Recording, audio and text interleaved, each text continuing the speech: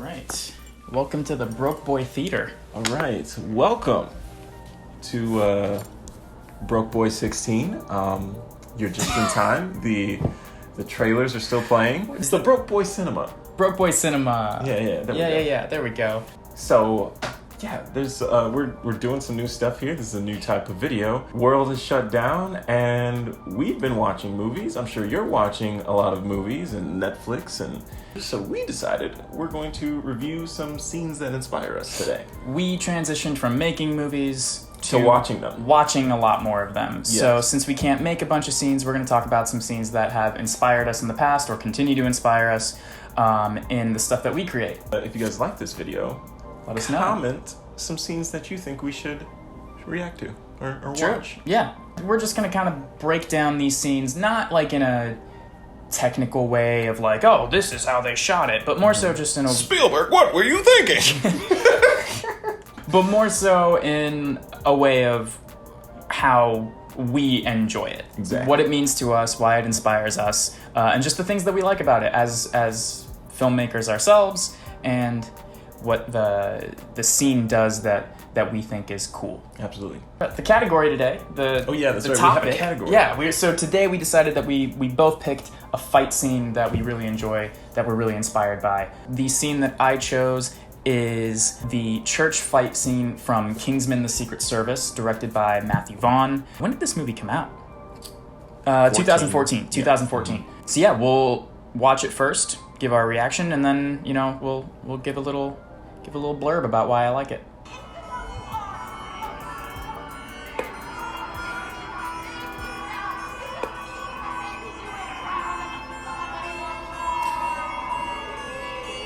Oh boy.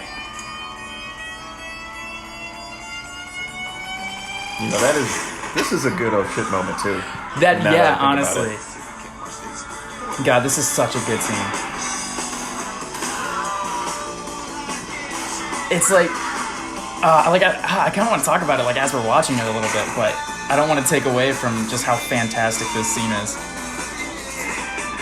I mean, this scene speaks for itself, man. It's so just high octane, super fast. I mean, the choreography is insane, and the fact that it looks like it's entirely a oneer. Mm-hmm. Like, and you can tell, like, there are definitely secret cuts in there. Like when somebody kind of runs past the screen, they're cutting. Yeah. Like right there was a cut easily. I was actually trying to count them. I've counted 2. I think I've counted 3 cuts so far. Obviously, other than when they cut away to Eggsy. Oh my god. It's just brutal. It's just insanely brutal. Absolutely ruthless.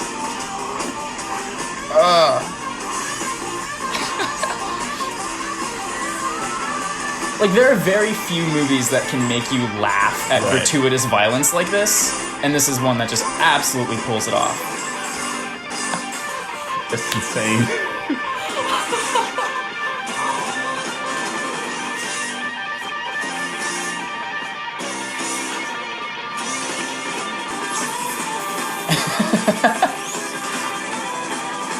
I love this part. Mm-hmm. Puts the bomb in the pocket. Oh.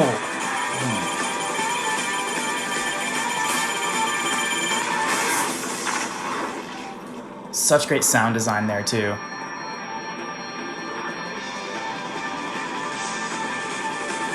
The way that, like, the ringing in his ears makes the music go down and then come back. Like, this is what he's hearing in his head somehow. This plays like a video game.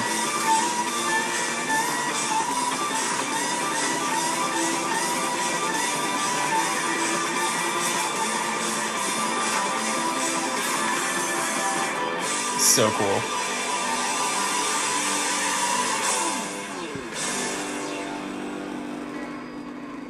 That's a really good fight scene. That is easily one of my favorites. So the reason that I picked this fight scene is because it's just so much damn fun. Yeah, it's so much fun. Like, so for anybody who's never seen Kingsman, it's kind of a parody of spy movies, but not really. Like, it's still very much a spy movie.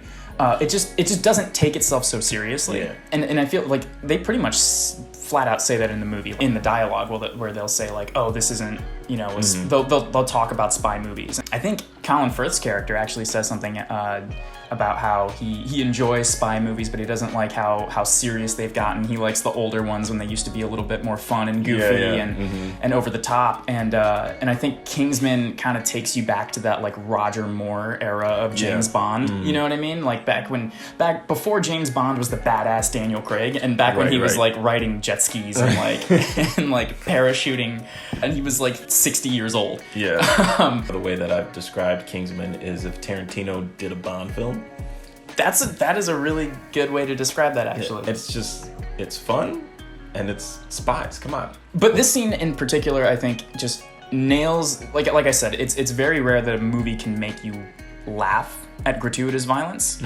But there's something so cartoony about the presentation of this, where it's like, yeah, it's super violent, it's super gruesome, but it's so fast paced. It's like you're watching like Looney Tunes. And I mean, the score of Freebird in the background is just... I think that song choice is like some self-awareness from Vaughn, in that like, let's use the most gratuitous song in the most gratuitous... the most gratuitous guitar solo. That was the coked up guitar solo of fight scenes. Yes, like exactly. Literally.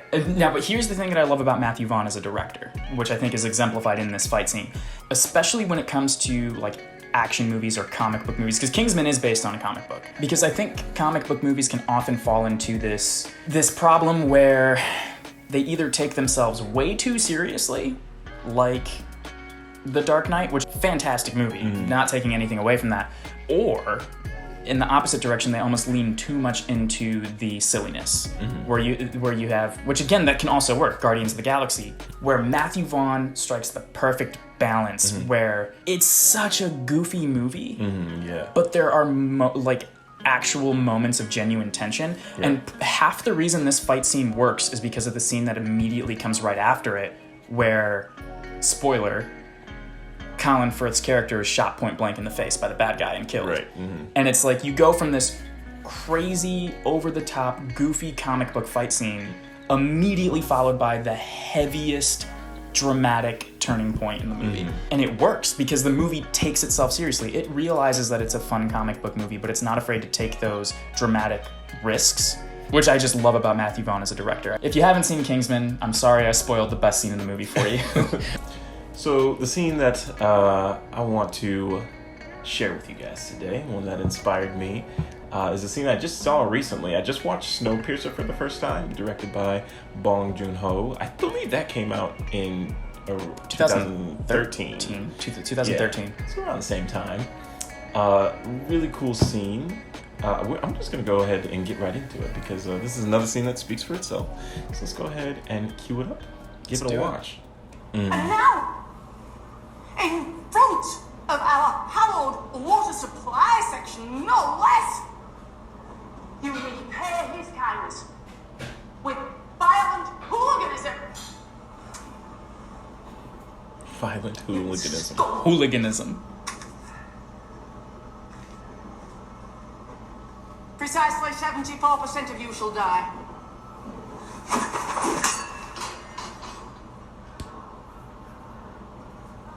My friend, you suffer from the misplaced optimism of the doomed. This is going to be good.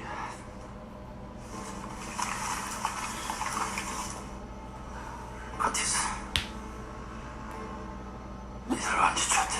What? What did he say?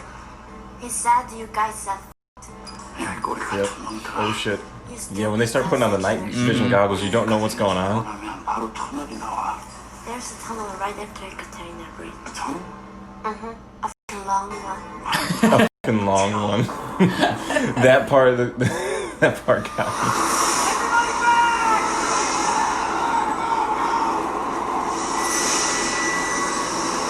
me. World building in this movie? Oh, so good. Like, I didn't think a movie that entirely takes place on a train could be this good, but holy crap. And this is why I picked this scene. The POV shot with the night vision goggles. So cool. Looks like a video game. Yeah. Oh man.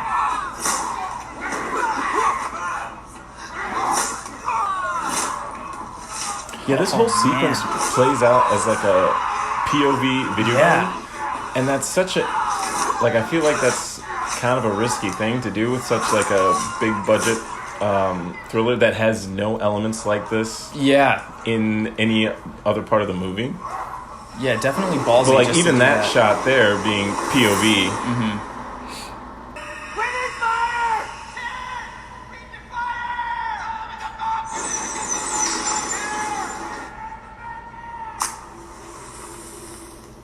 This whole movie, like, you start out not knowing what's going on, and then as the scene unfolds, you just like you start to figure out how they're about to fix a problem or.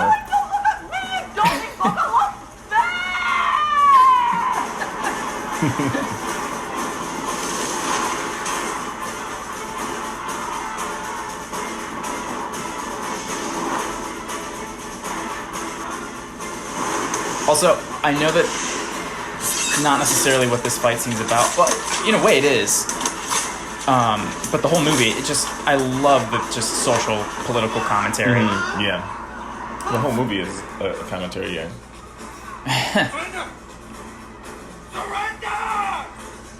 That was a really cool shot with the surrender and die tattoo.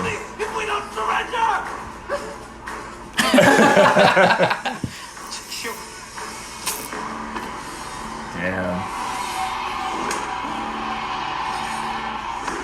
And I think that's why it works too. It works so well because it's not like just a fight scene. It also very much elevates the commentary of the whole movie.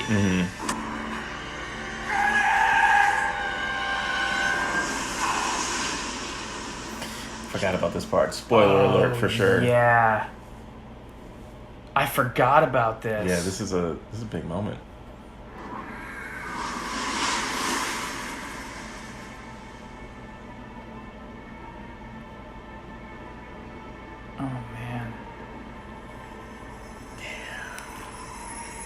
When that happened, I was like, that's crazy. I know. I felt betrayed. And his face in that. That performance right there. Such a good performance.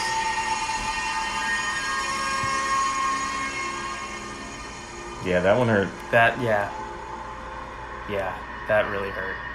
Heavy scene. Yeah, the ending of that scene too. But yeah, that scene, it starts out so action-packed. Like, there's so many fight scenes in that movie that will go from, like, action-packed to super dramatic to super violent to it just, like, it's a roller coaster of emotions, that movie. But that starts out so intense. And I love fight scenes that get set up with that, like, with that oh shit moment.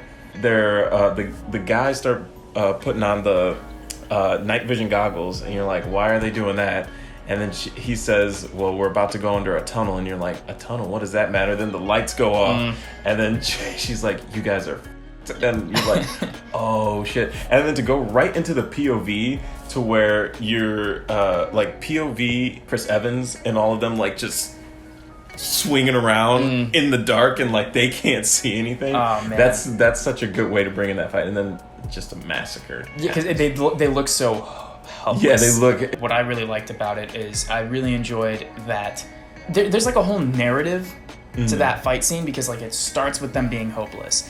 Like you go through, you're right, you go through a whole roller coaster of emotions and it all ends with, instead of it being like yeah, it is a fight scene, but instead of being just that, it ends with this really, really intimate character moment between Chris Evans' character and his best friend, and they have that that intimate character moment where he turns his back on him. He turns his back on him. And I think that's what I love about it. The reason that I picked this scene was I just like it when I see something in a movie that like you don't typically see. And like I said, like the POV shot, like, and it just feeling like a video game, you just don't typically see. And interestingly enough, I think that's the only way that scene could actually work. It really puts you in the scene. There's so many movies where fight scenes are just that, just fight scenes, and I think this one holds so much more emotional weight to it. Yeah. And again, like I said, it feeds the commentary of the movie, the oppressed, downtrodden people. having a disadvantage, like literally Yeah, having yeah. a disadvantage Yeah, that's a good because point. they can't see, and like they can't see in this fight, and that's a disadvantage that they have in the fight, just like how they're oppressed and have a disadvantage in every other aspect of their life until they find those small resources like the fire to come and overcome their oppressors. And I think that is the genius of that fight scene for me. Is, like I said, it just feeds into the overall political commentary of the movie, which is so good. Yeah, one of my favorite lines in that movie, and it plays like that what you were talking about, the whole oppressed group versus The privileged. yeah, the privileged. But yeah, you suffer from the misplaced hope of the doomed. Like that's a really heavy line there, and that feeds into like every scene in this movie feeds into the undertones and the message of the movie. So it's a good movie. If you haven't seen it, definitely watch it. What? All right, well, how do we wrap this up? I don't know. We never know how to... If you haven't been able to tell, we completely wing these videos. We're just completely off the cuff. So thank you guys for watching. Like, subscribe. We'll see you guys in the next video. We should get out of here. They're cleaning. Oh, are they cleaning? Yeah, Oh, cleaning. guys. No, I spilled my Skittles all over the floor.